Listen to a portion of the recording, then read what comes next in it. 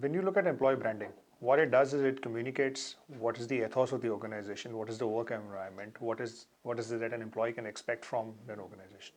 Now, key talent has fundamentally three requirements. One is that it wants to have a fair balance of what is a challenge and what is safe. What is a safe environment? To put it very simply, key talent wants to feel a little stretched, but at the same time, they want to have the comfort that if tomorrow a mistake happens, they're not asked to leave. They're not personally held accountable.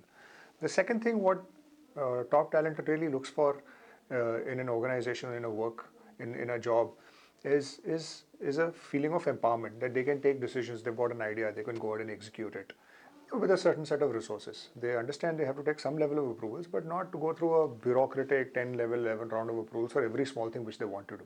So that's what I mean by empowerment. The third thing what top talent wants really, and not necessarily in this order, is that top talent really wants to feel very passionate and very purposeful to their work they do, to the mission of the organization. And there's some sense of relatability between both of them.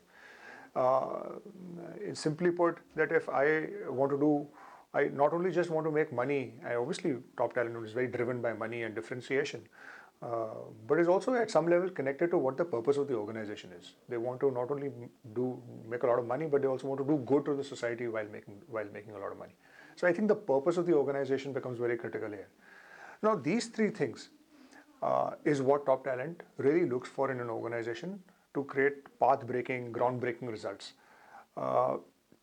The role of employee branding and how it can help here is to articulate this. What employee branding does is articulate what is the current situation. And it is extremely important for the branding message that it should be, not only should be sharp, should be clear, it should be emotional. Of course, those three are there, which are standard to any communication. But from an employee branding standpoint, it should be authentic.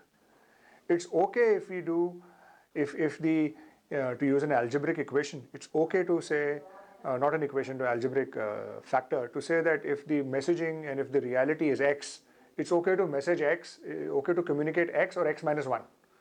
But if you communicate X plus 1, what happens is expectations go up and then, there's dissonance. There's a sense, they say something, they do something, and the whole piece goes into a negative piece. Even if you're doing a good job, you could say that I'm doing a great enough job, but then you end up, raising expectations and it creates. So it does a great, I think what employee branding can do is really harness the collective, make people feel part of something which is really powerful. But for that, as long as the foundations are there of building a strong organization, this thing can really amplify this and get people going.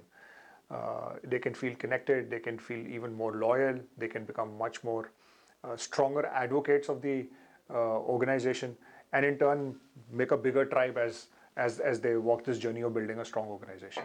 So that's how employee branding can help retain key talent and help them do even better in the organization.